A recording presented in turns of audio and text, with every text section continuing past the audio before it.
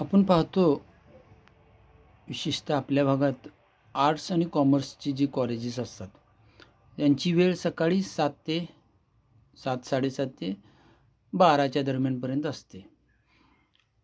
आणि विशेष म्हणजे बऱ्याच मुलींना जर तुम्ही पाहिलं तर ती सकाळी फारसं कोण नाश्ता करत नाहीत. काय असेल तर जरा चहा एक कपभर प्यायचा, 1-2 बिस्किटं खाल्ली तर खाल्ली आणि कॉलेजला गेली.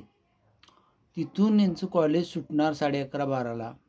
तिथून घरी येऊपर्यंत म्हणजे 12:30-1 वाजू शकते. आले की दमून आले की परत जरा चहा घेणार, मग इकडं तिकडं करणार आणि 2ला जेवणार. म्हणजे जो पीक लेवल असतो की तुम्ही ज्यावेळी तुमचं शरीराला सर्वात जास्त अन्नाची गरज असते त्या पिरियडमध्ये तुम्ही उपाशी राहता. आणि हे खूप मोठ्या प्रमाणात मी बघतोय की नाश्ता अवॉइडच करतात मुलं आणि खूप चुकीचं आहे. तर मला हे सांगायचं होतं की मग ते कॉलेजच्या संस्था असतील किंवा प्रिन्सिपल असतील किंवा प्रोफेसर असतील किंवा त्या मुलांचे पालक, आईवडील कोणी असेल, तर या सर्वांनी या गोष्टीवर अतिशय गांभीर्याने विचार करण्याची गरज आहे की मुलं कोणत्याही परिस्थितीत काही ना काही खाऊन आली पाहिजेत. नाश्ता मग पोहे, उपीट जरी असेल किंवा चपाती भाजी जरी असेल, बटाट्याची भाजी वगैरे असं खाऊन येणं गरजेचं आहे.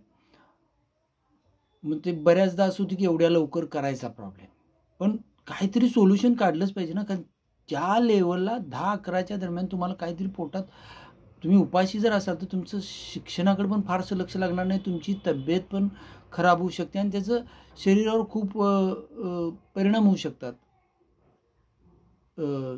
शॉर्ट पिरियडसाठी आणि लाँग पिरियडसाठी सुद्धा. त्यामुळं हे कुठेतरी समजून घेण्याची गरज आहे आणि दुर्लक्षित झालेला आहे हा भाग असं मला वाटतं. म्हणजे या बाबतीत कोण फारसं लक्ष देत नाही. हां ठीक आहे, काहीतरी खातोय ना जातोय, चहा पितोय ना जातोय, असं नको आहे.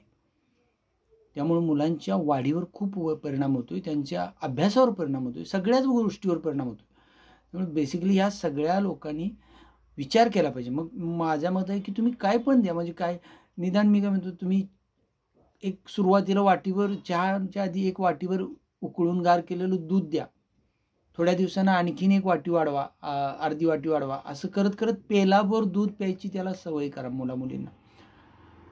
दूध आणि साखर जरी पेलाभर पिलं तरी तेवढं तरी थोडं त्यांना होईल. त्यानंतर एका दिवशी केळी द्या, 2 केळी द्या, एका दिवशी काहीतरी आणखीन ॲपल द्या, काहीतरी द्या. असं काहीतरी न्यूट्रिशनल त्यांच्या पोटात गेलं पाहिजे. आणि त्याबरोबर जर तुम्ही चपाती भाजी दिली किंवा नाश्ता काहीतरी पोहे उपीट हे जरी दिला किंवा डब्यातून थोडं चपाती भाजी जर दिली, ही तर सगळ्यात चांगली गोष्ट आहे की मध्ये एखादी ब्रेक असेल 10 वाजताच्या दरम्यान त्यांना, तर सरळ डबा न्यायचा, 1-2 चपाती आणि भाजी नेली, तर ह्याच्यासारखं उत्तम काहीच नाही आहे.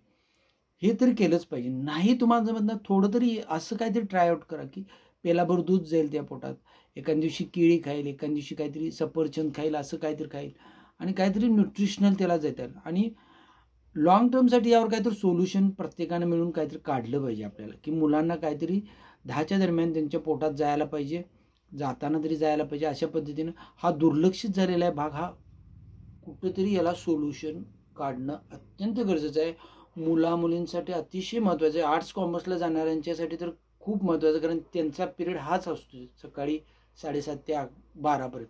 त्यामुळं यावर प्रत्येकाने, पालक असून दे, शिक्षक असून, सगळ्यांनी विचार करूनही काहीतरी सोल्युशन काढणं गरजेचं आहे. थँक्यू.